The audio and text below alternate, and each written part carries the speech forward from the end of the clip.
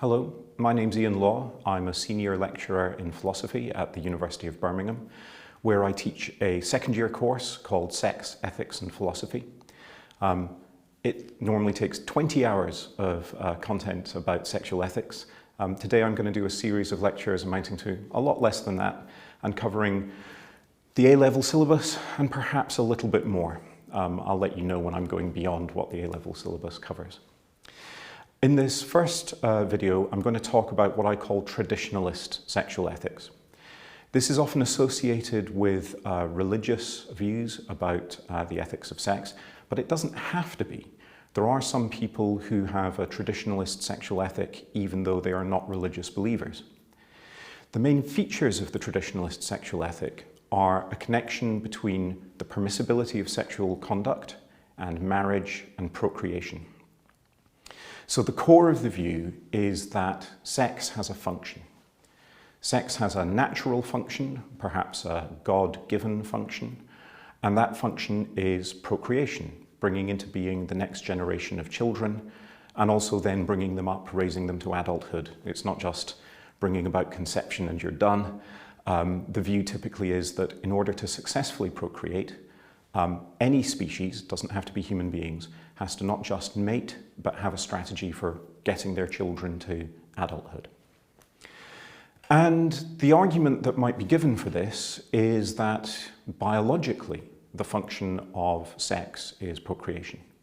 After all, for millions of years, there was no such thing as sexual reproduction. Why did it evolve? Well, it evolved as a way of giving certain advantages to the way in which reproduction happens. But of course, that kind of argument was unavailable to many of the religious figures that kicked off this kind of approach to sexual ethics. Another thing we should be aware of is that although this approach is quite out of fashion these days, it was the dominant sexual ethic for centuries. For hundreds, if not thousands of years, the view that sex was permissible only within marriage was so dominant as to be unquestioningly accepted by almost everybody, at least in Western society. So if we want to take a kind of democratic view, and if we allow the dead as well as the living to vote on what we think sexual ethics should be like, we, with our modern liberal thinking about sexual ethics, would definitely lose that vote.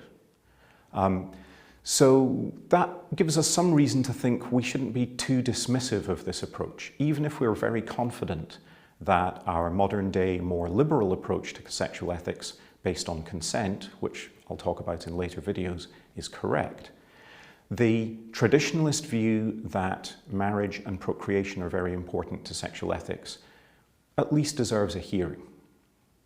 So what is the content of this view? The basic idea is that sex is permissible only within marriage. So if you are unmarried, you can't have sex. If you are not married to the person that you are having sex with, that's not okay either. So you might both be married to other people, and the fact that you are married doesn't make it okay. So premarital sex, extramarital sex, they are forbidden by this sexual ethic. But in addition to that, it matters what kind of sex you're having. Because even if you're having sex within marriage, if you're having sex of a kind which is not suitable for procreation, which couldn't bring about conception, that's not okay either, according to this ethic.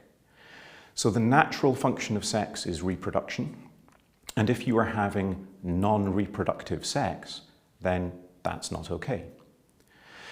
There are various different levels of strength of this kind of view. St. Augustine had a really restrictive view. He thought that if you give in to lust, you are rebelling against God's requirement that you use your God-given reason. So when you put your other faculties to work, when you use your hands to make something, reason can still be in control.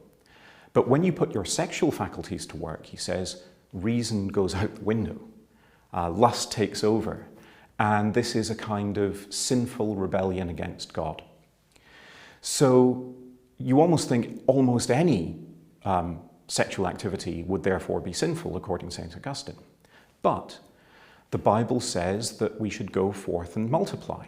And we can't do that if we never have sex. So having sex is okay only if it's for the purpose of multiplying, having children. So for St. Augustine, each sexual act is permissible only if it is intended to bring about conception.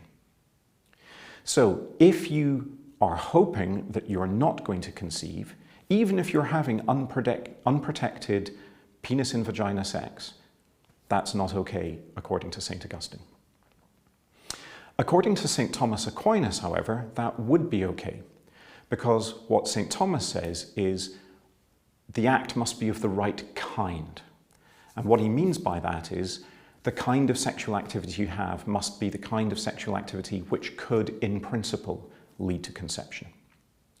So anal sex is out because you can't have children by having anal sex. Oral sex is out.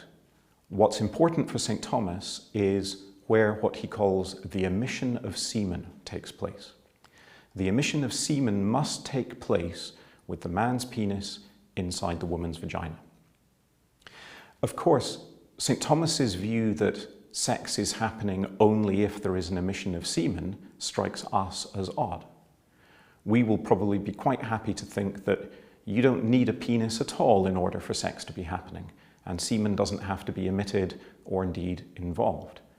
But this just illustrates how the traditionalist approach thinks of sex as something that happens between a man and a woman, that may only permissibly happen between that man and that woman if they are married to one another, and they are at the very least open to the possibility that their sexual acts might bring about children. And in some versions, St. Augustine's version, only permissible if they are actually hoping and intending that their acts will bring about children. So that's the content of the traditionalist view. In the next video, I'll talk about arguments for it.